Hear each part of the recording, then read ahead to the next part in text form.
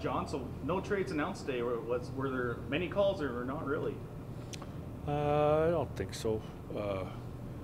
We will have something to announce later, but it's not a big thing. But I would say that for us and anybody who did other trades earlier, like there was more steady action for the last 4 or 5 days than there probably was today, at least as far as we're concerned anyway. Even though you made it pretty clear this team wasn't training Comberdard, were teams still calling about him? No. Not lately at all. And there would never have been a teams thing. It would be like a couple, which I guess is more than one. But given the blockbuster trade that did happen in the depth, we saw how much went on between Kamloops and Everett. What would it have taken to trade Bedard? I don't know. I can't answer that. There's no reason to answer it, and I don't know.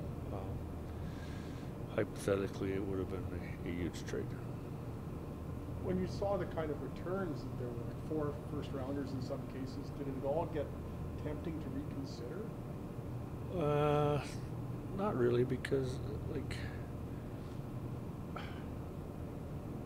this is a different thing, because you're talking about two sides, like us and me and Connor, or whatever you want to call it. It's different than a 19-year-old. Yeah. I'm not going to go through the ways it is different. There's one major huge win. I'm not putting by any means it all on him, but it was just different. So, yeah, you think about it to some extent. Those returns, I think everybody in the league is going like wows for the prices, period. And I think it's very resembling of when we were hosting, which was probably the last host here since Kelowna's got canceled, and that drives up the prices because there's at least one more team, if they need be, in the buyer's thing, and so that jacks the prices up. Like, we were involved yesterday in one where a player went to Brandon. Red Deer got one, like, there's a big price being paid, and we like those players too. But, there's a big price being paid for 3 goal scorers. So, like, it's a different year. Is that, when you look at even the Saskatoon trade, a first rounder for Jake and a second for Chason, is that indicative of the kind of way the market was just elevated for everybody? Yeah, I think so. It's just, Saskatoon didn't get in on the day before big trades, and I'm guessing they were wanting to, so they pulled their own today or last night or whatever. Did that make it difficult to deal for depth when there's such a premium on everybody? I don't know for sure on that, Rob. What is strange, like, I think people that know hockey, yourself, and I'm not saying the rest of these don't, but over the years, like, you're always short defensemen. And that's what seems to be at all levels, seems to be a commodity needed. The trade deadline, there's more teams than not trying to add depth defensemen. Well, this year it's been forwards, and it was forwards a long time ago during the season. Like, it's bizarre. Like, I never talked to anybody, well, hardly anybody, that wasn't looking for a forward.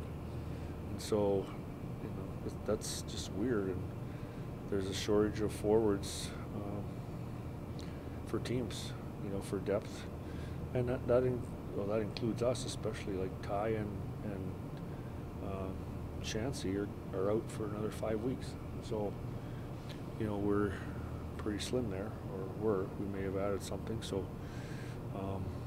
there's other teams like that. I was talking to somebody else that said they got 2 guys out for quite a while yet. So, does it seem to? I mean, there seems to be an inordinate or extraordinary number of teams that think they can really make a run for it this year. Does that drive the prices up too, because there's such a 5 or 6 teams that are in that echelon, it would seem, or bordering on it? Yeah, I mean, I think that's, again, reminiscent of because of the league hosting. Like, when we hosted, there was us and Swift Current and Moose Jaw right here, and there was Everett, and I'm not sure who else was the top team out west that year. So there's 4, maybe 5 teams, and that's what you're looking at again around here pretty quickly. What are the thoughts and emotions you have as a GM when the clock hits 4 o'clock and the trade deadline expires or passes, and does it change from year to year? Yeah, like we weren't doing much, and we did something a little, but an hour or something before that. I don't know. But there's been some strange things. Gord Pritchard and I were talking about it. So we acquired Cole Sanford in the 15-16 season. We were on the road in Everett. We'd played in Spokane the night before. Drove. Dale, head scout, took us through the pass and whatever. We didn't get into Everett till like 5, 6 in the morning. Got up not too long afterwards, and we completed a trade for Sandy with about 10 seconds to go. That was a really important trade for us, so I was glad it got done. And worst off with that, in another trade, not worst, I guess worst off, things that happened, like Colton Croker, I had to call him on the bus to tell him he was traded, and he got off the bus at the airport in Seattle to fly back to Lethbridge. So that's where he was going. So yeah, I mean, those are not really emotions, but there's, depending on how you're doing it, like it comes right down to the last second just about. It sounds like you did make a trade here. You said something might have went through. Can you share what happened? No, I can't at all. So can't get your thoughts on whatever the trade is? No, not today. How do you assess what you have, or most of what you have, now that you're moving forward post-deadline? Well, I think like we've said, all year, we have to get playing better. We haven't played very good lately, so that's one thing clear.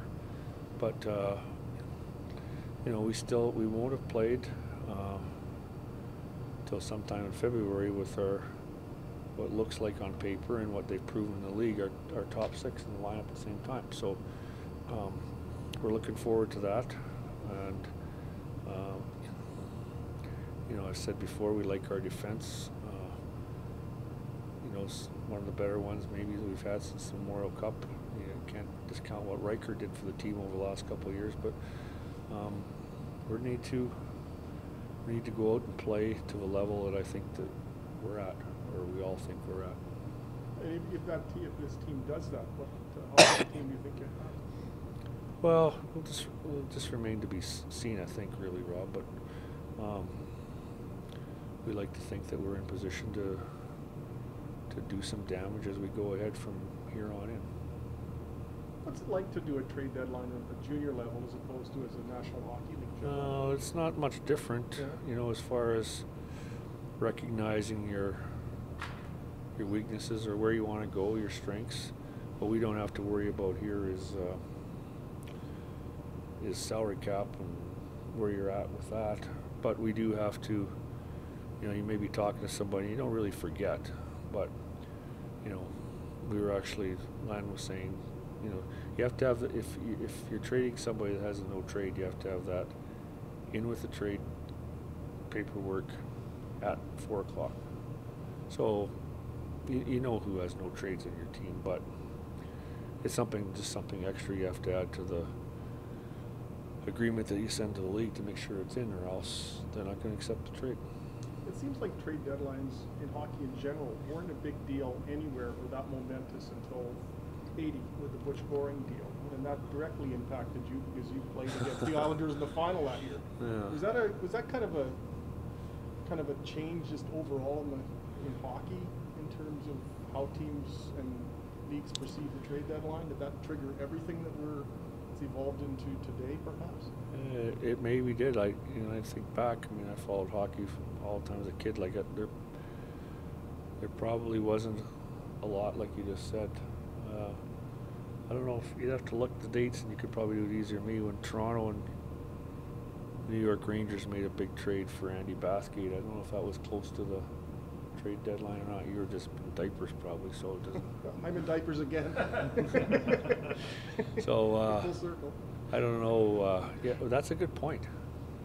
Like that was certainly a big trade that turned the Islanders around, or was the final push.